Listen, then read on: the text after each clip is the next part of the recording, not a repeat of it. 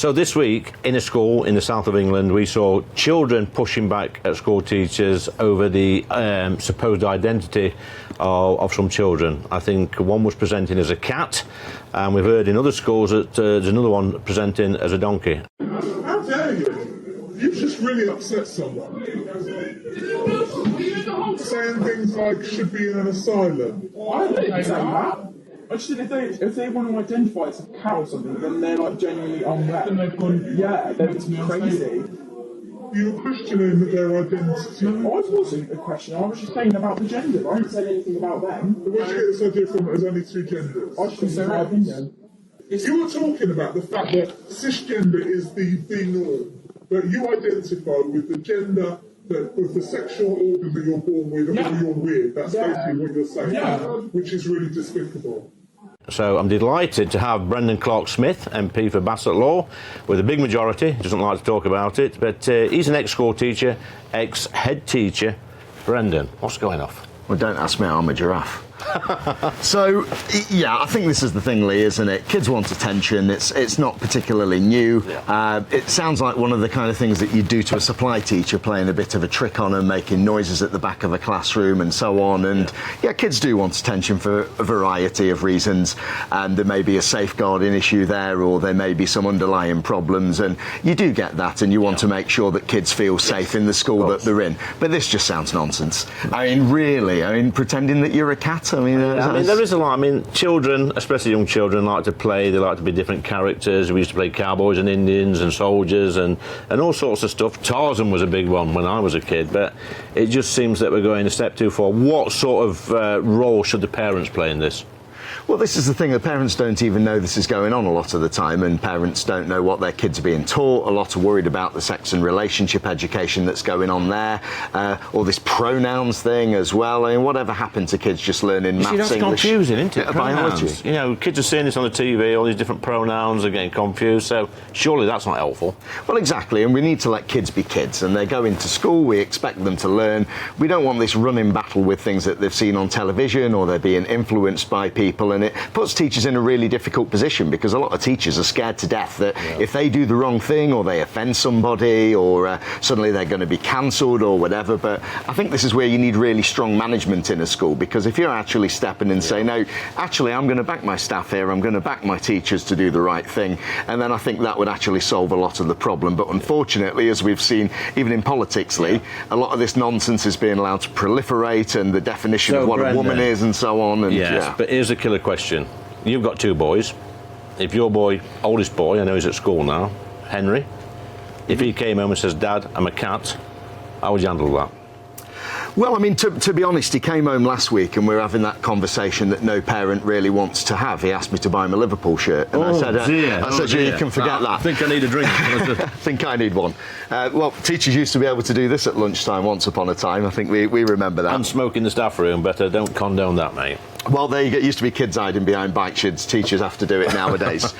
But yeah, that's the kind of thing. You have a conversation with your kids, and you humour them a little bit, or you say don't be silly or whatever, and then they'll go to school the next day and it's something else or the next fad. But I think you get into the stage where if it's pushed and it's a long-term thing, you look at what happens with a lot of these clinics and things. We're very worried about people expressing their gender identity and feeding these ideas. We just need to let kids be kids. You're an ex-head teacher of a school. What would you say to your staff if they were, pandering to this nonsense? Well, I'd tell them to get on with their job and teach what they're supposed to be teaching, but really, I mean, you don't need to explore a lot of these topics in the first place. I think it goes a little bit far. I think we maybe teach about some of these things far too early as well, but what I'd say to the staff who actually want to put their foot down, teach their lesson without people making animal noises or so on, and say, I'm going to back you because you're a professional. And the unions have been very quiet on this, Brendan. Why is that? Well, they are, aren't they? They're scared to death of offending people again, and they put their money into all sorts of these campaigning organisations, and then you get groups like Stonewall, and employers are desperate to have their little charter marks or whatever there are next to it to say how wonderful they are and they're complying with this and how inclusive they are. And I mean, that used to be an organisation that did a lot of good work and have now all of a sudden gone off there and have kind of marginalised themselves with a lot of the LGB community. So, I mean, the schools, the school unions, should I say, are very quick to encourage teachers to go on strike and hold kids to ransom and hold the country to ransom, but not very quick to call this out, are they? Well, exactly, and kids miss so much school with the pandemic. I mean, really, they want a bit of normality, and a lot of our kids don't know what normality is with schools. I think Brendan, some I'll of have them, to stop you there. There are baked beans incoming. So you got in a little bit of stick a few weeks back over your comments over I think it was a top brand of baked beans. Somebody complained the price had gone through the roof, and you said something like, well, buy a cheaper brand. Is that true? Well, I did, yeah. Baked beans, say the price has shot up at that, and people say, oh, this tin has gone up by 50% or whatever. Buy the Tesco value one. No, but you're not they don't answering taste the what people same. do. But if they don't You can't have baked these- beans that aren't hard. Well, I just Yeah, you know, if Jack Monroe or Martin Lewis gives this advice, they're seen as saints for it, but it's evil Conservative politicians, Lee. You know, baked bean branders have been called good now. news for you, Brandon. We're going to do the baked bean test today. We've got some top brand baked beans, some supermarket and another cheaper brand. So what we're going to do, close your eyes, I'm going to mix them up. Okay, you're not going to spit in it, are you? No, I'm going to mix them up. So you've got to tell me which one is the best one. So So there is a spoon incoming. Lovely. Open your mouth. Okay. Here comes a train. What do you think of that one? Well, they're cold. I'm not coming back to this pub for food. Well, dodgy landlord. What do you think of that one? Is it okay? It's kind of a nutty twang. It's a kind of a 1984 Yeah, a good kind bouquet. of feel to it. A good bouquet, very fluffy. Yeah, a cheeky one. Cheeky one, a little bit dry. Okay.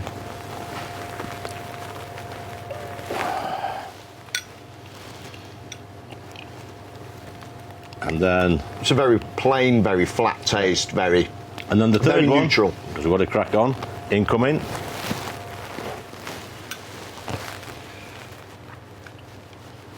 Well, I've just had a glass of water before this, and I think that was probably stronger than those beans that I've just tasted. So 1, 2, or 3, which is the best one? Well, 3 that I've just had, certainly the weakest one. Not a big fan of that at all. Number 2, I thought was pretty good, actually. Number 1, bit too much sauce. Maybe there's some sugar in it or something. It's a bit too much. So I'm going to go for number 2, Lee. Well, you'll be pleased to know, Brandon, that is a Co-op brand. So wow. actually, there was a lot of merit in what you said when you made the comment about buying cheaper brands. We've got a Heinz, I think it's a Heinz one there, and a Lidl one there. So actually, Brandon, what you said... The Heinz was the worst one. Yeah, that carried a lot of weight, so... Well, so do I nowadays, but... Well, there you go. That's absolutely brilliant, Brendan. Thanks for the baked bean test, and hopefully we'll get you back on the show very shortly. Cheers.